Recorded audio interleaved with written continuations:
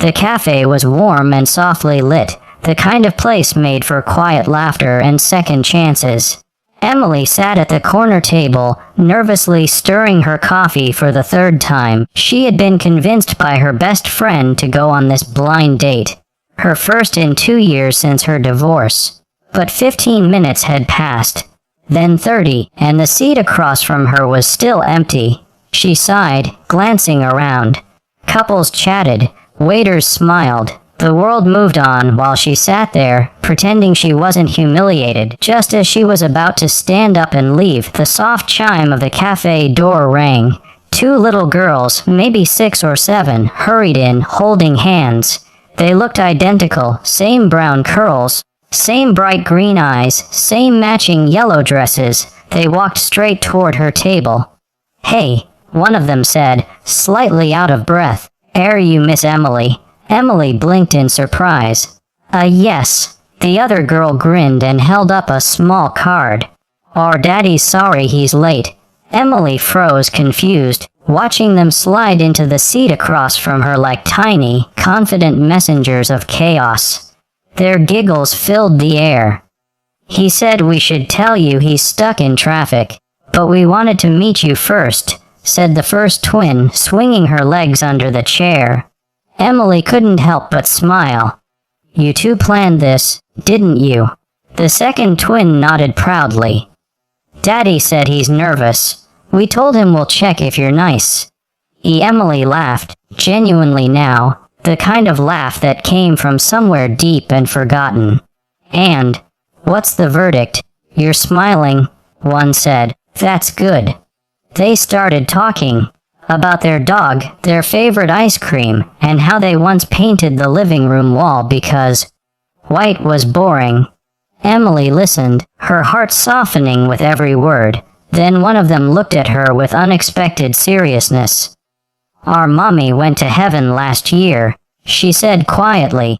"Daddy doesn't smile much anymore." The air shifted. The cafe's hum faded into silence. Emily felt a lump in her throat. She reached out, gently touching the little girl's hand. "I'm sorry, sweetheart." The twins nodded as if they had practiced saying it. "It's okay. Daddy says sometimes God borrows people early." Emily swallowed hard, blinking back tears. The honesty in their eyes was disarming. Moments later, the door chimed again. A man rushed in, tall, in his mid-30s, his hair slightly messy, tie loosened, apology written all over his face. "Girls, I told you to wait by the car." They both giggled. "Wu found her." He turned to Emily, breathless. "I'm so sorry." They're enthusiastic. Emily stood, smiling softly. "They're wonderful." He looked relieved, embarrassed, and, somehow, hopeful.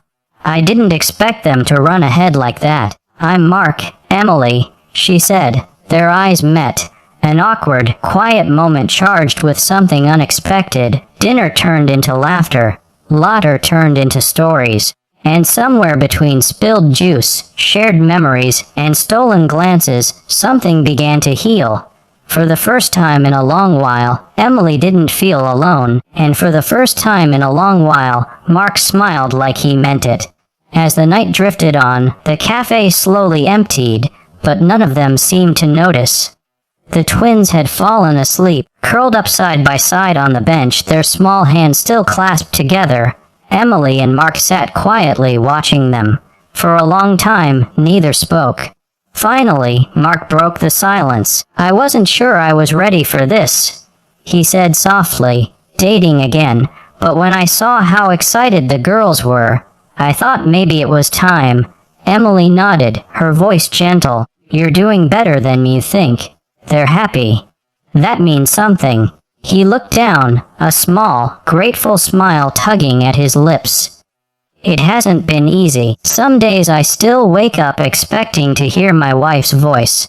But then I see them, and I remember why I keep going." Emily reached across the table and rested her hand over his. "They're lucky to have you." Mark shook his head. "No," he said quietly. "I'm lucky to have them." Something about that simple sentence touched her deeply, because she understood it. how pain could hollow you out and yet somehow make space for more love than before. When they finally stepped outside, the night air was crisp, the city lights reflecting softly off wet pavement. Mark carried one of the girls, and Emily gently held the other's hand. They walked together toward his car in comfortable silence. At the door, Mark turned to her. "Thank you for not leaving, for being kind." Emily smiled. "Kindness is what keeps us human, isn't it?" He looked at her for a moment, as if memorizing her words. "Yeah, it's what brings people back to life." As they said goodbye, Emily glanced back at the sleeping girls and the tired but hopeful father, and for the first time in years, she felt a quiet kind of peace.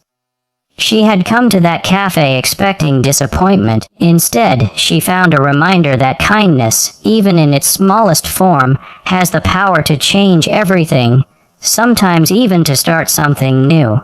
And as she walked away under the city lights, a smile lingered on her face, because she knew that some meetings aren't accidents. They're gentle miracles in disguise.